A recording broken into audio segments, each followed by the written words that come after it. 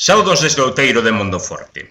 Xusto hoxe hai un ano, o 5 de xullo de 2015, enterámonos de que a UNESCO declaraba Patrimonio da Humanidade o Camiño Norte e o Primitivo, e con eles unha longa nómina de monumentos de diferentes lugares por onde pasan estas vías.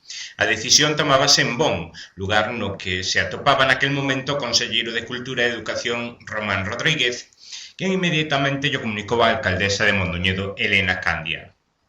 A nova correu como a pólvora, non podía ser menos, dada a trascendencia da mesma. A ledicia colectiva era patente, a miña presentaba reservas.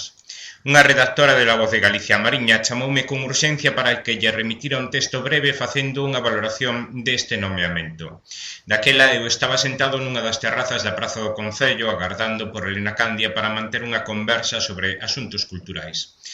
Como os minutos se ian convertendo en horas e a espera se facía longa, decidín escribir ali mesmo no teléfono móvil inspirado no que vía ao meu redor un artigo que titulei "Seremos quen de aproveitala?". Un ano despois, e facendo unha análise baseada na observación directa e en preguntas a persoas directamente vinculadas ao camiño, debo mudar a miña percepción e dar resposta á pregunta de maneira afirmativa. Esta primeira etapa está acadada con éxito, pero o camiño é longo e os tramos presentan diferente dificultade. Non é o mesmo o paseo desde Ribadeo a Lourenzá que o trazado rompe pernas desde Mondoñedo a Abadín. Queda camiño por andar e oxalá dentro dun ano poidamos seguir facendo a valoración en positivo. Celebramos este primeiro aniversario da declaración con dúas boas novas. Por un lado, a apertura do primeiro albergue de peregrinos privado que haberá en Mondoñedo e que rexentará a empresa Montero e a inclusión da cidade da Paula na rede de cidades e territorios creativos de España.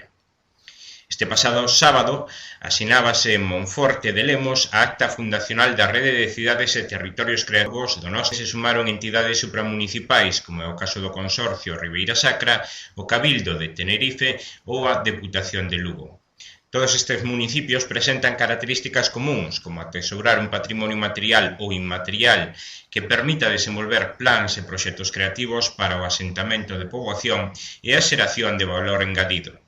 Esta iniciativa parte da Asociación España Creativa e conta co respaldo da Universidade Rei Juan Carlos, o Instituto Cervantes, a Comisión Nacional de Cooperación coa UNESCO, a Xunta de Galicia e a Junta de Castilla e León.